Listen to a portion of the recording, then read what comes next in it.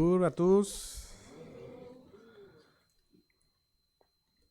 Vous allez continuer à écouter l'accent hispanophone.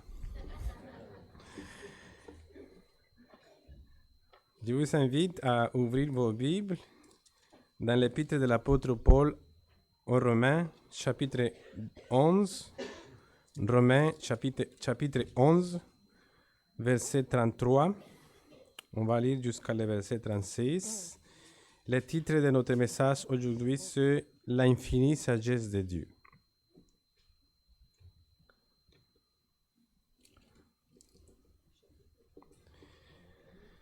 Romains 11, verset 33 jusqu'à le verset 36.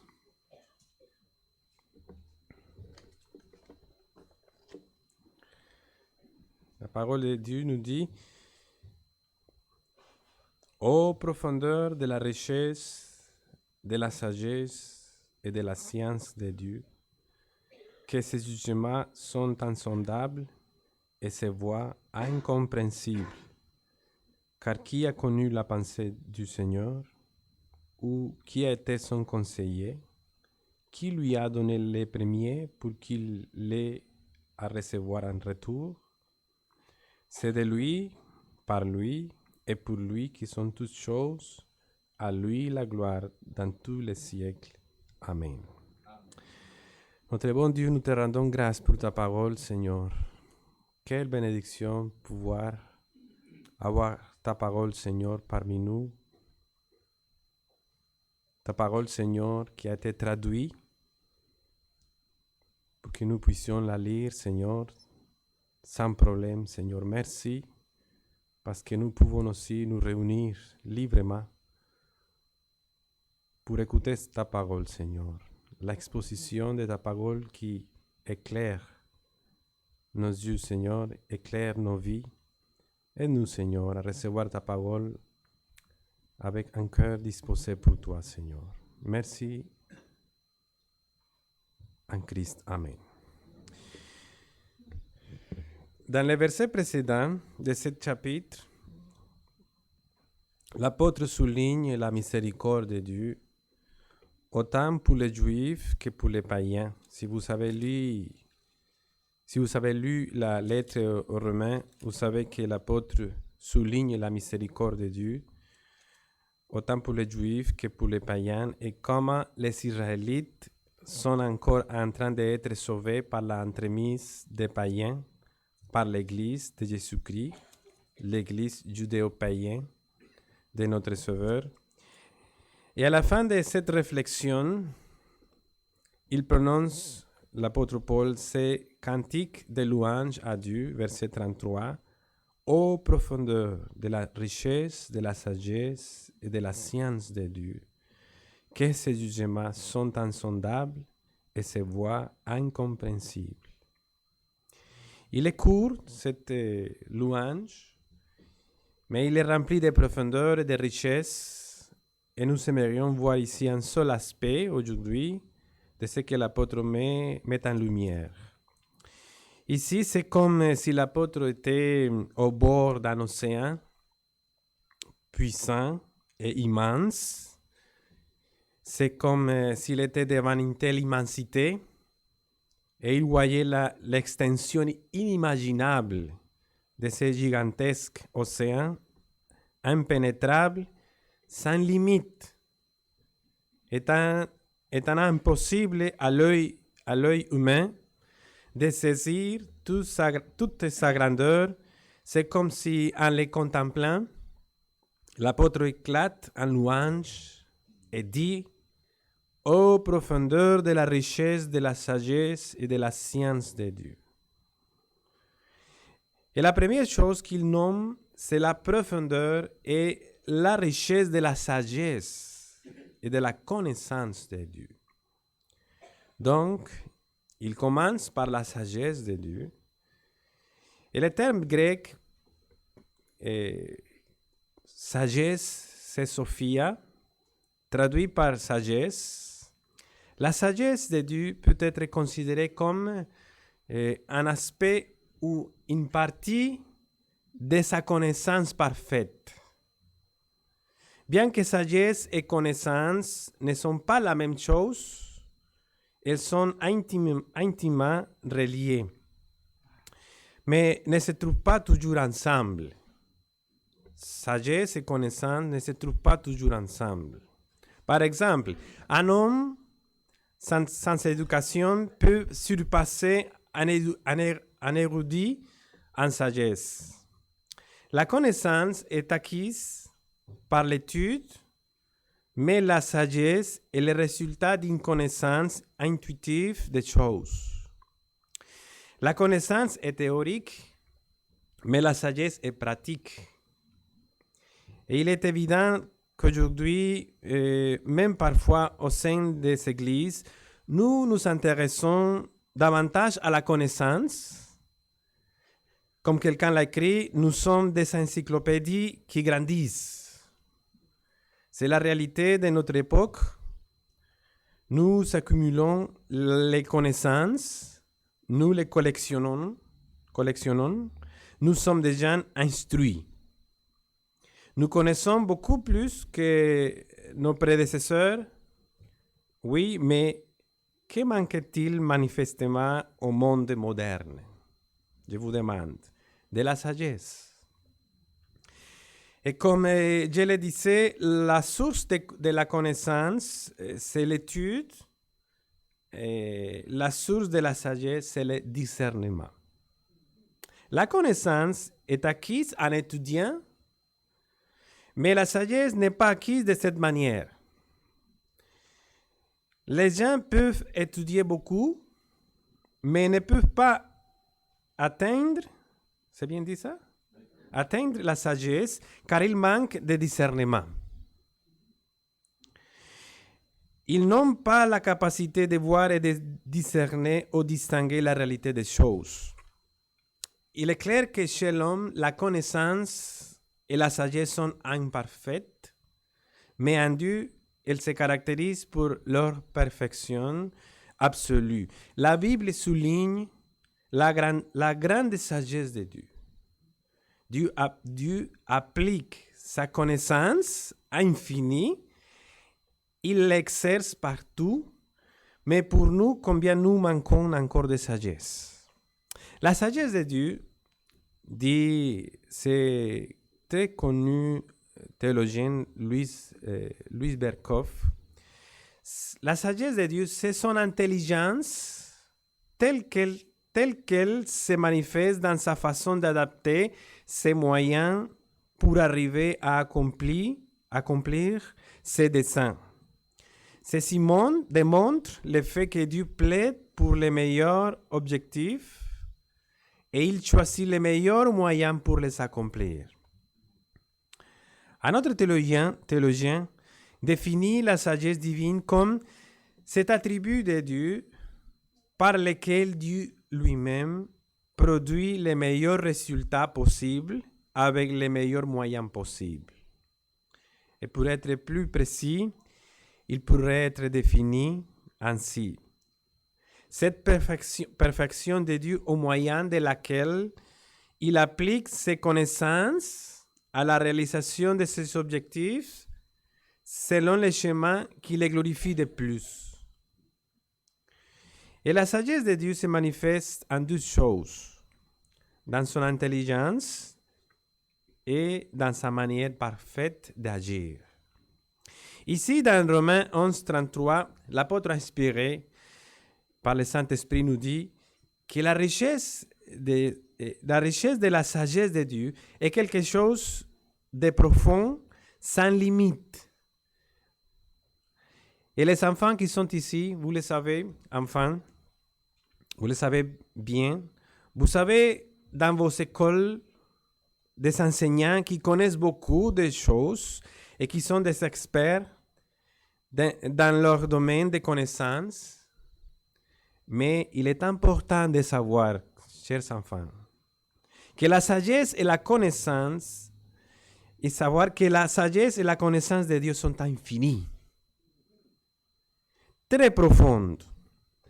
Telle est la sagesse insondable et impénétrable de notre Dieu.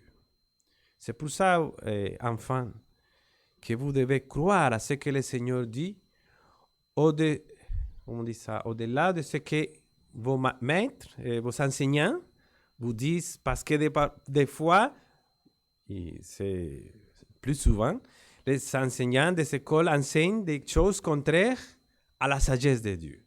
Mais on doit choisir toujours la sagesse de Dieu, la connaissance de Dieu. Si ce que disent les enseignants est, si ce que disent les enseignants est semblable à ce que dit le Seigneur, on l'accepte. Mais si c'est le contraire, on les rejette. Quelle sagesse et quelle grandeur, nous des humains imparfaits, ne comprenons que la surface de la grâce de Dieu, c'est-à-dire l'évangile de salut. Tel que Job le reconnaît, nous ne voyons que les bords de ce si grand océan. Dans sa parole, il nous révèle tout ce que nous pouvons comprendre ou assimiler alors que nous sommes sur cette terre. Et cela suffit déjà. C'est une grande connaissance. Nous le comprenons bien dans la conversion. Je pense que notre sœur, qui le dimanche passé, il a donné son témoignage ici, il nous a exprimé cette idée très, très clairement. On commence à comprendre très bien la sagesse, la connaissance de Dieu à partir de la conversion. Nous comprenons les plans de rédemption, de salut. Nous comprenons que nous, des hommes et des femmes déchus, avons besoin d'un sauveur. Nous comprenons combien grande a été la souffrance et la mort de notre Seigneur sur la croix du calvaire et combien essentiel à notre salut. Au fur et à mesure que nous avançons dans notre marche chrétienne, nous comprenons cette grande vérité et nous l'apprécions davantage. On nous apprend de plus en plus le caractère de Dieu et ses voies. Et nous lisons sa parole tous les jours, au fil des mois et des années et des décennies. Et sa parole est toujours nouvelle pour nous. N'est-ce pas? Il y a toujours plus de choses que nous devons apprendre de lui. Et que nous devons réapprendre. Et dont nous devons réviser et valoriser plus profondément. Et pourtant, à la fin d'une longue vie, peu importe combien nous avons absorbé et apprécié les choses de Dieu, ce n'est qu'un simple aperçu. C'est seulement la structure, comme Job l'a dit, les bords. Un croquis du chemin de la rédemption et du plan de Dieu. L'apôtre Paul parle de ces choses aux frères de Rome ici. Il semble perplexe face à cette grandeur de Dieu. Paul est émerveillé et nous avons ensuite ces mots, verset 33, « Ô profondeur de la richesse, de la sagesse et de la science de Dieu. » Que ces jugements sont insondables et se voient incompréhensibles. Le Seigneur notre Dieu est un Dieu d'une profonde sagesse. Tous les trésors de la sagesse sont enfermés en lui, comme nous dit Colossiens. Et aucun de nous ne peut avoir la vraie sagesse en dehors de Dieu. Cette sagesse que notre Seigneur, notre Dieu veut nous donner, de ces trésors, il est parfaitement sage, sa sagesse n'a pas de défaut. Nous les hommes pouvons être sages dans certaines choses, mais dans d'autres, nous pouvons faire preuve d'imprudence et d'ignorance. Mais Dieu est toujours sage. Il est riche en sagesse et cela se voit dans 3 de ses grandes œuvres. Aujourd'hui, je voudrais qu'ensemble nous puissions les considérer brièvement comme si l'on ouvrait 3 livres pour contempler la grandeur de notre Dieu. Les œuvres de la création, les œuvres de la providence et l'œuvre de la rédemption. Premièrement, nous pouvons voir la sagesse de Dieu dans les œuvres de la création. La création est, d'une part, une expression très claire de la puissance de Dieu, bien sûr, mais aussi de sa profonde sagesse. Personne d'autre qu'un Dieu sage n'aurait pu concevoir ce monde d'une manière aussi détaillée, belle, complète, harmonieuse et coopérative. Nous les voyons dans les fleurs, leur grande variété, donnant à la terre autant de beauté que de parfums. On les voit dans l'étendue des cieux avec ses différentes couleurs, blanc, bleu, les jaunes, du lever et du coucher du soleil, le soleil avec sa lumière et sa chaleur, les étoiles et la lune avec sa lumière chaque nuit, mais aussi nous voyons la sagesse de Dieu dans la mesure exacte de la position de chaque élément placé sur la terre et dans l'univers. Tout est bien coordonné. Tout a sa place et dans une mesure parfaite. Les scientifiques reconnaissent que si le soleil avait été placé un peu plus près de la terre, il nous serait brûlé. Mais s'il était allé un peu plus loin, nous serions morts de froid. La sagesse divine, nous le voyons dans l'établissement des saisons de l'année. Le psalmiste a reconnu, dans notre premier passage, les premiers versets de notre feuille, le psalmiste a reconnu dans le psaume 74, verset 17, « Tu as fixé toutes les limites de la terre, tu as établi l'été et l'hiver. » Imaginons qu'il n'y avait que l'été. La chaleur nous aurait brûlés, et s'il n'y avait que l'hiver, nous serions morts de froid. Si la nuit était éternelle, il n'y aurait pas eu de travail, et si les jours étaient éternels, nous n'aurions pas pu nous reposer. Alors sa sagesse peut être vue dans la variation de la lumière et des ténèbres, mais aussi dans la diversité des éléments qui composent le monde, tels que la terre et l'eau. Considérons que si tout avait été de l'eau, nous aurions manqué de pain, et si nous n'avions que la terre, nous aurions manqué d'eau. Nous pouvons donc nous écrier avec l'apôtre que tes œuvres sont en grand nombre, ô Éternel, le verset 2. Ô Éternel, tu les as toutes faites avec sagesse, la terre est remplie de tes biens. Frères et amis, tout autour de vous permet de découvrir la richesse de la sagesse de Dieu. Le monde naturaliste l'appelle l'évolution, mais non, c'est la sagesse de Dieu dans la création, dans la conception et la disposition parfaite dans toute harmonie et coopération. Et nous pourrions parler beaucoup plus de ces grands livres de création, mais parlons du deuxième grand livre, le livre où nous pouvons voir la profondeur de la sagesse de Dieu dans la providence. La sagesse de Dieu dans les œuvres de la providence. Et qu'est-ce que la providence? Je pense que des fois on dit la providence, mais des fois on oublie qu'est-ce que signifie la providence. Il est clair qu'on pourrait prêcher un sermon complet sur chacun des aspects que je mentionne, ce qui implique que je traite le sujet sommairement en laissant de côté beaucoup de détails dont on pourrait parler. Alors, qu'est-ce que la providence? Eh bien, le terme providence vient du latin providentia, qui signifie prévoir.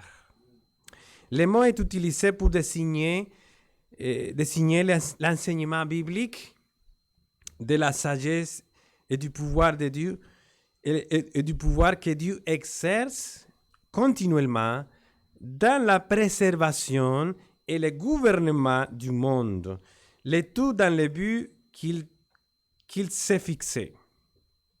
C'est bien compris ça? Et je dois répéter. Le mot providence est utilisé pour désigner l'enseignement biblique de la sagesse et du pouvoir que Dieu exerce continuellement dans la préservation et le gouvernement du monde, le tout dans le but qu'il s'est fixé. Il a également été défini de cette manière.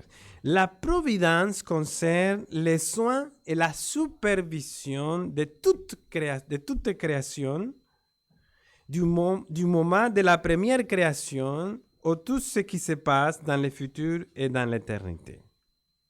Et notre confession foi de 1689 dit Dieu, le bon créateur de tout, dans son pouvoir et sa sagesse infinie, soutient, dirige, organise et gouverne toutes les créatures et choses, des plus grandes aux plus petites, pour sa très sainte providence, remplissant les buts pour lesquels elles ont été créées.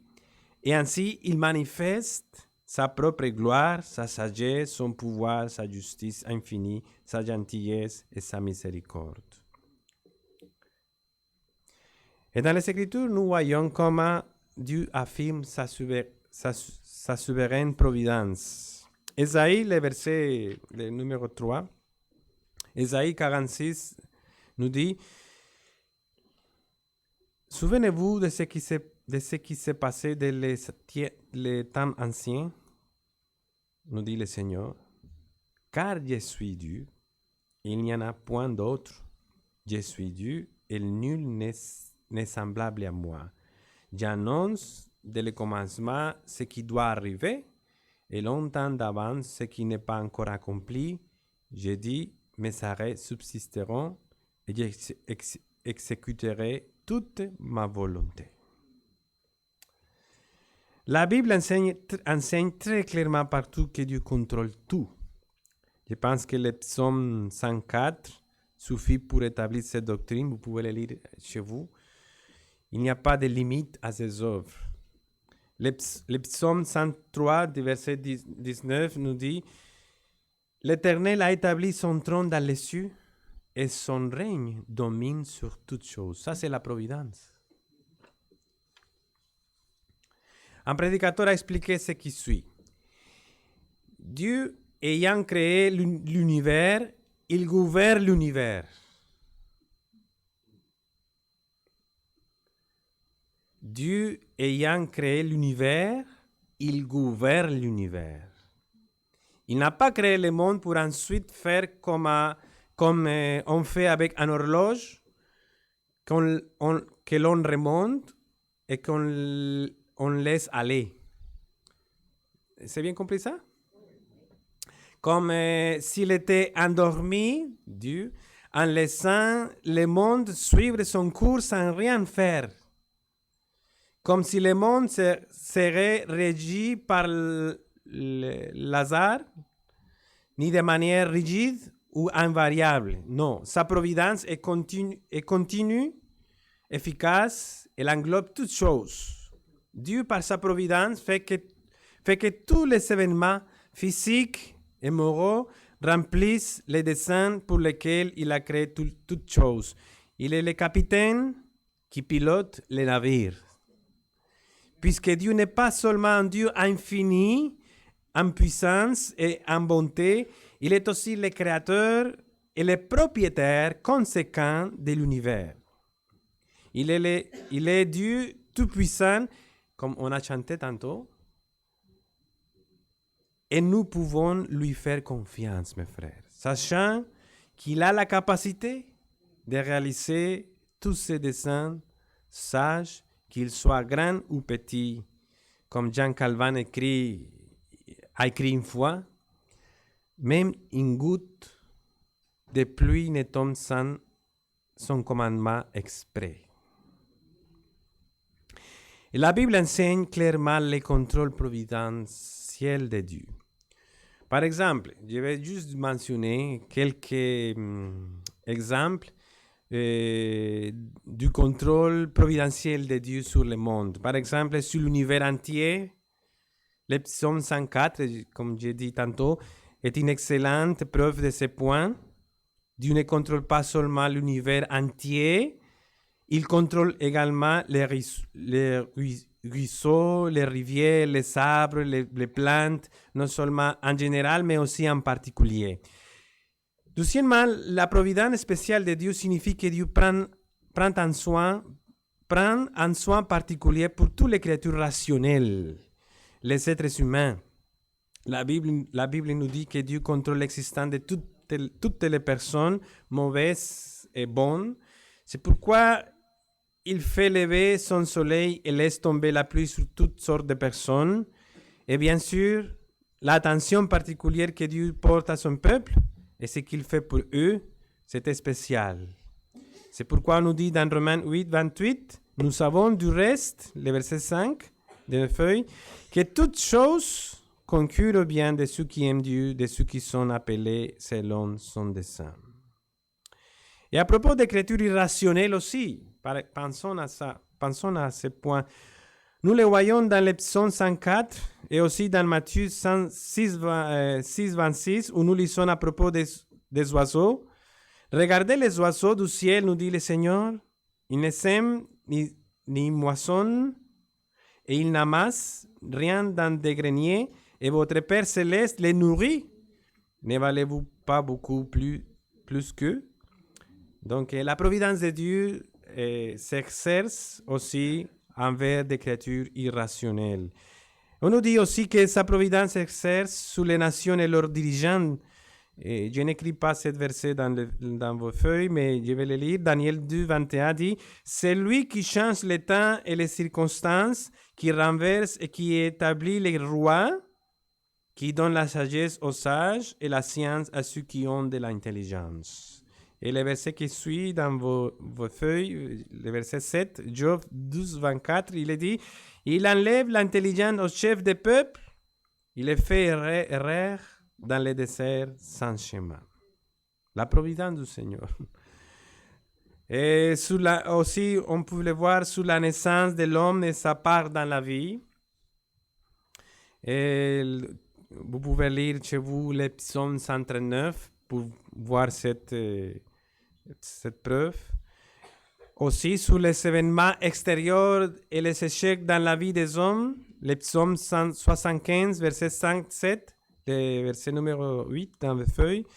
N'élevez pas si haut votre tête, ne parlez pas avec tant d'arrogance, car ce n'est ni de l'Orient, ni de l'Occident, ni du désert qui vient l'élévation, mais Dieu, c'est lui qui juge. Il abaisse l'un et il élève l'autre. C'est la providence du Seigneur. Luc, le passage qui suit, Luc 1, 52, il a renversé les puissants de leur trône, il a élevé les humbles. On peut voir aussi la providence du Seigneur sur les choses qui semblent accidentelles ou insignifiantes. Rappelez-vous que la Bible nous dit que pas un seul oiseau ne tombe par terre sans la volonté de notre Père Céleste. Et que tous tes cheveux sont numérotés. C'est magnifique ça, non? Dans la protection des justes, par exemple, on peut voir aussi la providence. Le psaume 4 et 8, le verset numéro 10, le psaume 4 et 8 nous dit, par exemple, je me couche et je m'endors en paix, car toi seul, ô Éternel, tu me donnes la sécurité dans ma demeure. Le psaume 5, 12, car tu bénis les justes, ô Éternel, tu l'entoures de ta grâce comme d'un bouclier. Et aussi la providence du Seigneur en satisfaisant les besoins du peuple de Dieu, Philippiens 4, 19, et mon Dieu pourvoira à tous vos besoins selon sa richesse avec gloire en Jésus-Christ. Et aussi sa providence qui répond à la prière de son peuple. On peut le voir aussi dans les passages de 1 Samuel, En Samuel 1,19, ils se levèrent de bon matin et après être prosternés devant l'Éternel, ils s'en retournèrent et c'est difficile pour moi, comment on dit ça? Revinrent dans leur maison à Rama. Elkana connut Anne, sa femme. L'Éternel se souvient d'elle. C'est-à-dire, le Seigneur a répondu à sa prière, c'est ça. Et le psaume 65, 2. Ô toi qui écoutes la prière, tous les hommes viendront à toi. Et aussi la providence du Seigneur qui dénonce et punit les méchants. Les psaumes 7, 12, 13. Dieu est un juste juge. Dieu s'irrite en tout temps. Si le méchant ne se convertit pas, il aiguise son glaive, il bande son arc et il vise. À ce qui concerne les œuvres de la providence de Dieu, Christ dit dans Jean 5, 17, « Mon Père travaille jusqu'à maintenant et je travaille. » C'est pour ça qu'un chrétien ne peut pas être paresseux. Notre Dieu travaille. Il travaille en gouvernant le monde entier, tous les jours. Le puritain Thomas Watson, commentant ce texte, a écrit « Dieu se repose des œuvres de la création et ne crée plus de choses à partir des espèces nouvelles. Et il se reposa de toute son œuvre qu'il avait fait, nous dit Genèse 2. Ainsi, la phrase quand le Seigneur dit « Mon Père travaille et je travaille » doit nécessairement se référer à ses travaux providentiels. Le psaume 103, 19 nous dit « L'Éternel a établi son trône dans les cieux et son règne domine sur toutes choses, c'est-à-dire son règne de providence. » Encore une fois, nous pourrions dire beaucoup de choses sur ce point, mais ce qui a été dit jusqu'à présent suffit à démontrer la sagesse de Dieu dans ses œuvres de gouvernance sur ses créatures, au ciel et sur la terre et sous la terre. Mais il y a un livre de plus à travers lequel Dieu révèle sa profonde sagesse. Nous avons déjà vu quelque chose du livre de la création et du livre de la providence. Maintenant, j'ai vu que nous contemplions le livre de la rédemption. Le travail de la rédemption est le chef d'œuvre de la sagesse de Dieu. Considérez la sagesse du Seigneur en concevant un moyen de réconciliation entre Dieu et les pécheurs.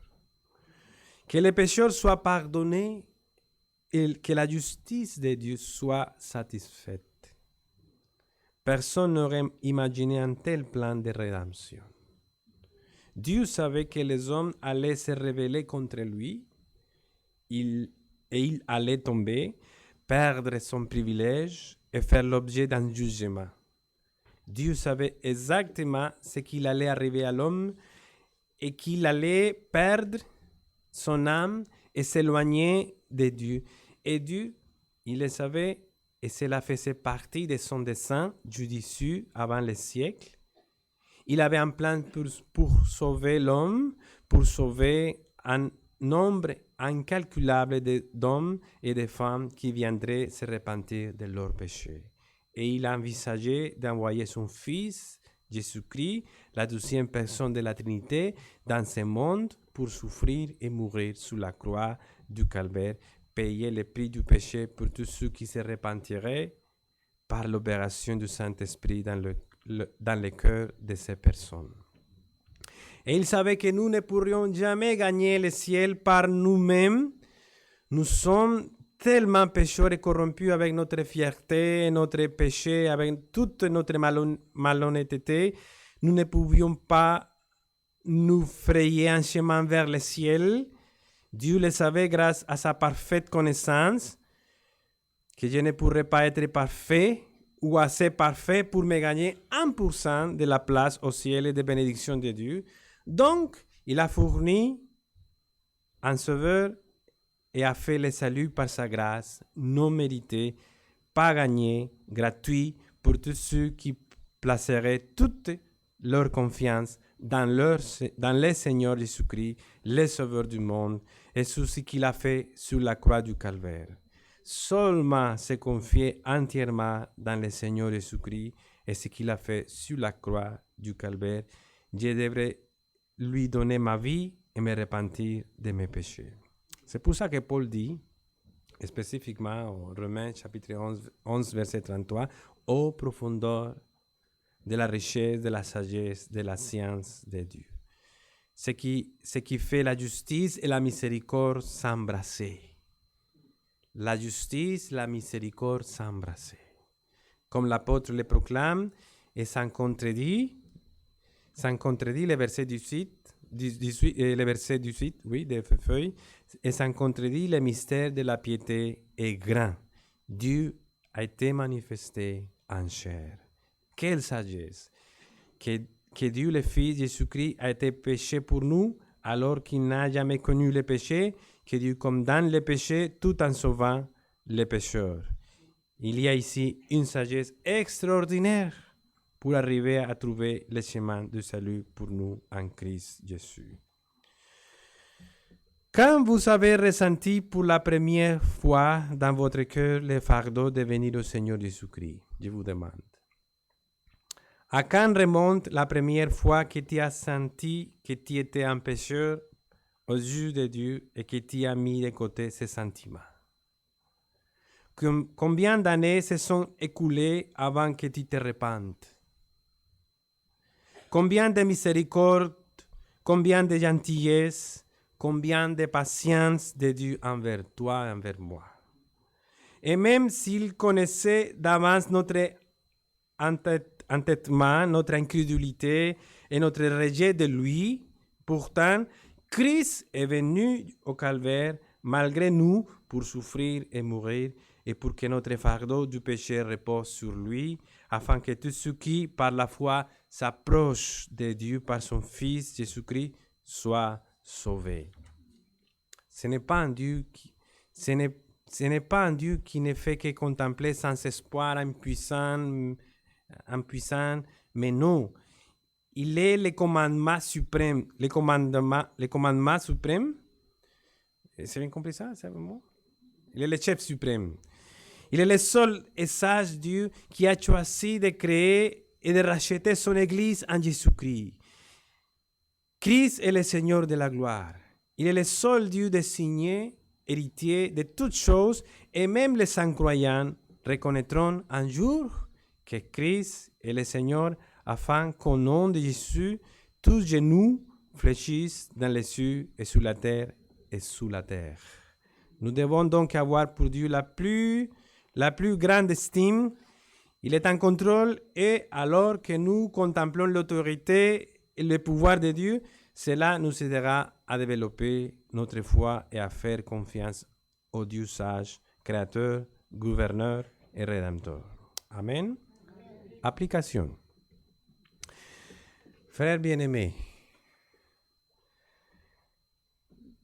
reconnais et adore la sagesse de Dieu. Premièrement, on doit reconnaître et adorer la sagesse de Dieu. Elle est un abîme infini, une source inépuisable. Ni les anges, ni nous ne pouvons l'examiner car on nous dit qu'elle est insondable. Alors, louons la sagesse du Seigneur. Et en même temps que nous la louons, reposons-nous en elle. Dieu voit quelle est la meilleure situation pour nous. Des fois, on oublie ça. Cette semaine, j'étais un peu touché par ça, parce qu'il est venu quelque chose dans ma vie, dans notre famille, et des fois, on oublie que le Seigneur est en contrôle.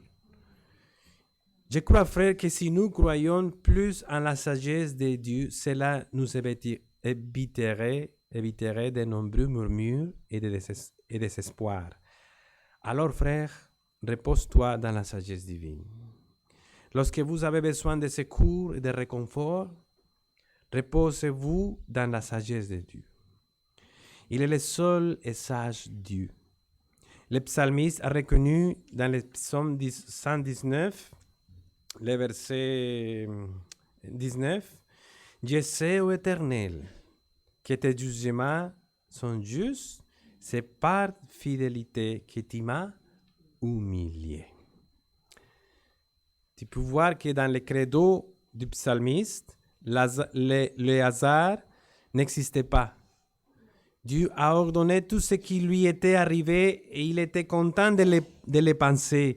C'est par fidélité que tu m'as humilié. L'affliction, mes frères, et les tribulations sont non seulement compatibles avec l'amour que Dieu nous promet en Christ, mais font également partie intégrante de l'administration de son salut. Dieu est non seulement fidèle malgré les afflictions, mais il est fidèle de les envoyer. Parfois, il trouve profitable que nous ne recevions pas son réconfort. Comme Paul, l'apôtre, le reconnaît. Et pour que je ne sois pas enflé d'orgueil, dit Paul, il m'a été mis une écharpe dans la chair, un ange de Satan pour me souffleter et m'empêcher de m'enorgueillir. Paul a demandé au Seigneur combien de fois de le prendre? 3 fois. Mais la sagesse divine lui a répondu, non. Et vous connaissez le passage, ma grâce te suffit car ma puissance s'accomplit dans la faiblesse. Je me glorifiais donc bien plus volontairement de mes faiblesses, dit l'apôtre Paul, afin que la puissance de Christ repose sur moi. Ensuite, repose-toi dans la sagesse du Seigneur. Dans le livre jour après jour, avec les puritains, il y a un commentaire intitulé « Des profondeurs impénétrables », basé sur Deutéronome 29, le verset numéro 20, où nous lisons ceci. Les choses cachées sont à l'Éternel, notre Dieu. Les choses révélées sont à nous et à nos enfants, à perpétuité, afin que nous mettions en pratique toutes les paroles de cette loi. Je pense que ça, c'est un verset classique pour nous, les baptistes réformés. Et le puritain dit, à propos de ces passages bibliques, il dit ce qui suit. Il y a des profondeurs et des mystères dans la providence divine que nous devons reconnaître qui sont impénétrables.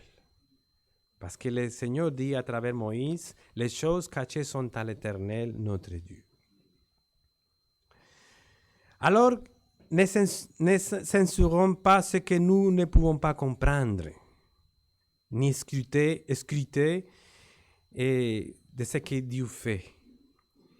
Est-il étrange que la sagesse incompréhensible fasse des choses incompréhensibles? Dit le puritain. Ensuite, nous ne devrions pas être curieux des secrets de la providence, ni décider de condamner ces choses parce qu'elles ne sont pas révélées. Nous sommes certains qu'il a créé le monde et pourtant nous posons de nombreuses questions sur l'œuvre de la création qui peuvent déconcerter même les plus sages.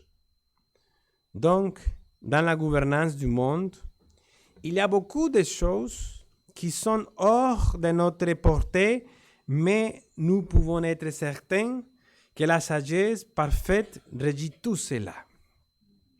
Nous ignorons les choses que Dieu et les moyens qu'il utilise, et il est souvent caché à nos faibles yeux. Mais même ainsi, sa providence et sa sagesse sont belles. Tout cela est magnifiquement relié et il n'est pas surprenant que nous ne comprenions pas tous les événements. Même si nous croyons en lui, nous croyons qu'il est saint. Et saint dans toutes ses voies et dans toutes ses œuvres. Comme j'ai lu cette semaine dans le livre d'Ecclésiaste, chapitre 11, verset 5, comme tu ne sais pas quel est le chemin du vent, ni comment se forment les eaux dans le ventre de la femme enceinte, tu ne connais pas non plus l'œuvre que Dieu qui a fait tout. Donc, ici, les puritains nous disent que dans notre esprit limité, nous devons croire par la foi au Dieu de la providence. C'est le premier principe pour nous. Le Dieu de la providence qui a une sagesse infinie pour gouverner les affaires de ce monde et particulièrement en ce qui concerne son Église, qui concerne sa sainte volonté et son but. Nous avons donc ces principes concernant la providence de Dieu par la foi.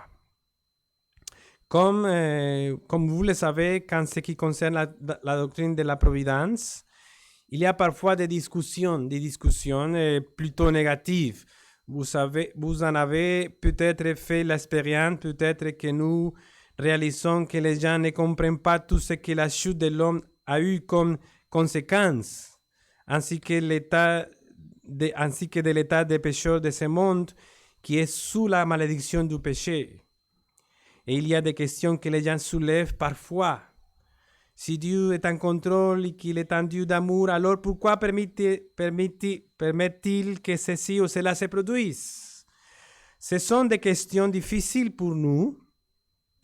Ou quel est le rôle d'un Dieu providentiel dans un tsunami ou un tremblement de terre, dans une famine, dans une inondation, dans un grand incendie, dans une tragédie, dans un accident, ou dans un acte de terrorisme, ou dans une pandémie comme on a vécu récemment. Comment cet enseignement est-il réconcilié avec les enseignements de Calvin? Il ne sait pas que ce que Dieu a décrété. Comment ces thèmes sont-ils réconciliés?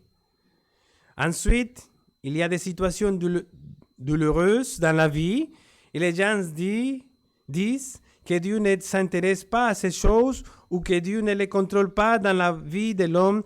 Et ces questions difficiles sont soulevées et nous devons y répondre avec humilité.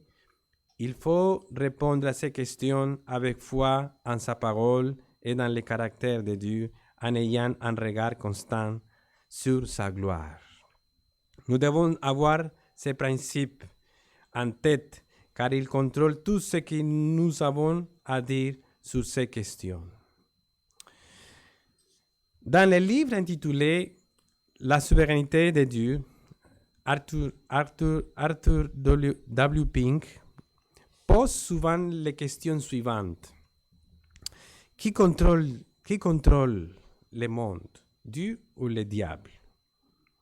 Et il suit la même ligne de pensée que les puritains pour établir les points essentiels du besoin de croire aux Écritures en premier lieu par la foi. Cela enseigne que ce principe est nécessaire pour bien comprendre cette question qui nous interpelle au sujet de la providence de Dieu. Pink a écrit ce livre au beau milieu de deux guerres mondiales, alors que le cynisme grandissait et que les gens autour de lui se demandaient comment Dieu était impliqué dans les affaires de ce monde. Il se posait la question, comment les événements de ce monde montrent-ils qu'il y a un Dieu en contrôle? Et il y a deux citations que je veux faire de Pink où il affirme ces principes de la foi dans les Écritures lorsqu'il parle de la providence de Dieu.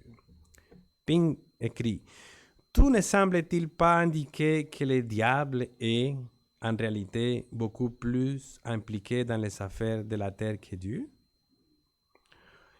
Et Pink répond, tout dépend si nous marchons par la foi ou par la vue. Cher lecteur, nous dit Pink, est-ce que vous pensez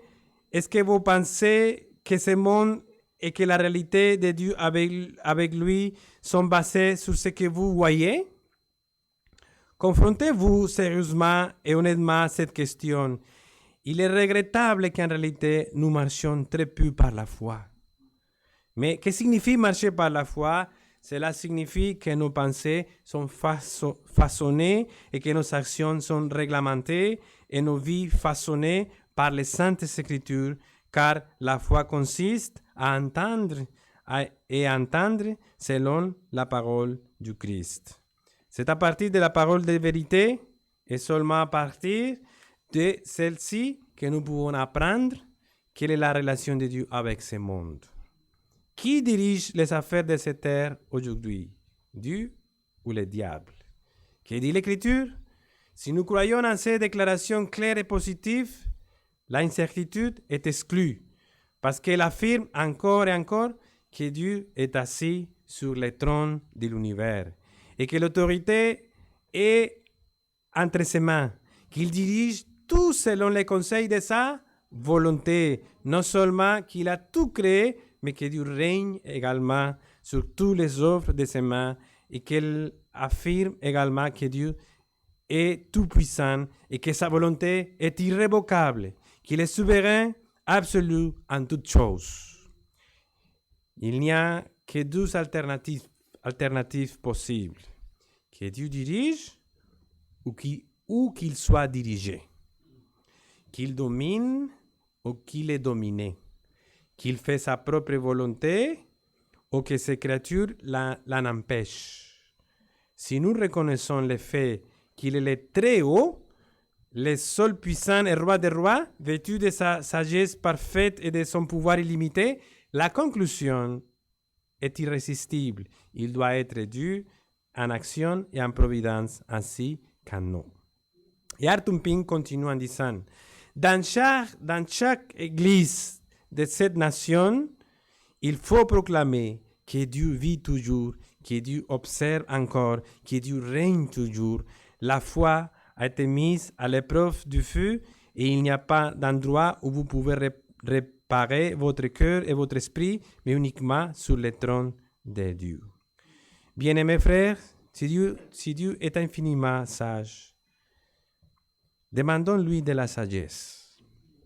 Comme Salomon l'a fait, accorde donc à ton serviteur un cœur intelligent pour discerner le bien du mal. Et on nous dit que cette demande de Salomon plut au Seigneur. Cela devrait nous stimuler.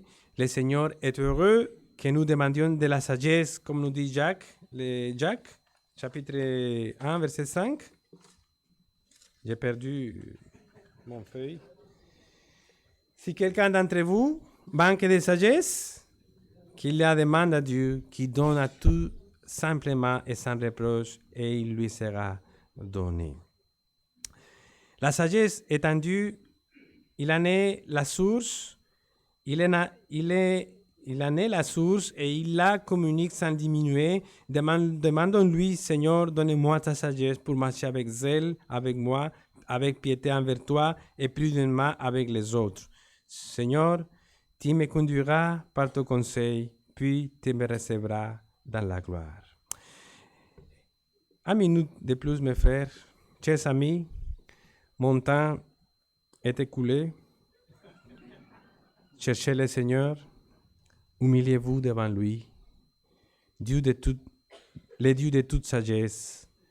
Recevez votre salut gratuit.